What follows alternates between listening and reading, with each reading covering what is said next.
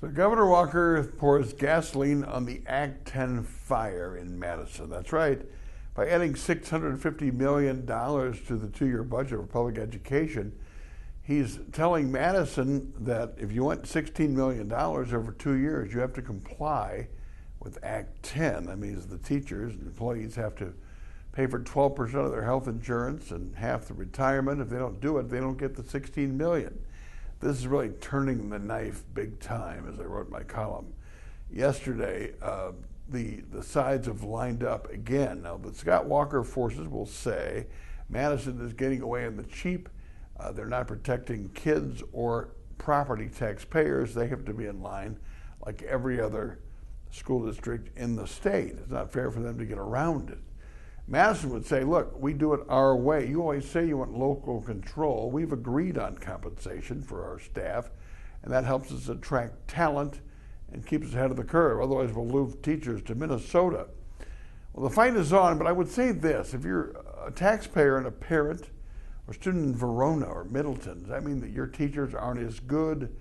Does that mean that you're less important, less quality? I would say not.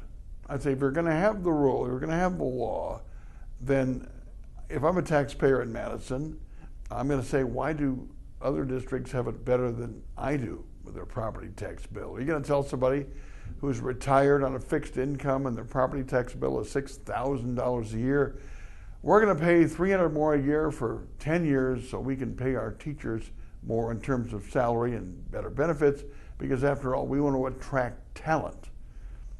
I don't think you're going to like that too much, especially if your property tax bill for the year is higher than your original mortgage. No, maybe we should talk about other ways to fund education, not rely less on the property tax, use more of state income and sales taxes, and move it around that way, or debate it. I never liked the idea that my horrible English teacher in high school was paid the same as one of my great teachers. So flexibility isn't the worst thing in my mind. But I think if you're going to have it, you're going to have it for everybody, or don't have it at all. My 2 cents. My 2 minutes are brought to you by Edge Construction and Capital Consultants. Bill McCutcheon, a lobbyist to work for Tommy, who knows how to get things done downtown. We'll talk about this and more tomorrow at 8 on the Mitch Henck Show on madison.com.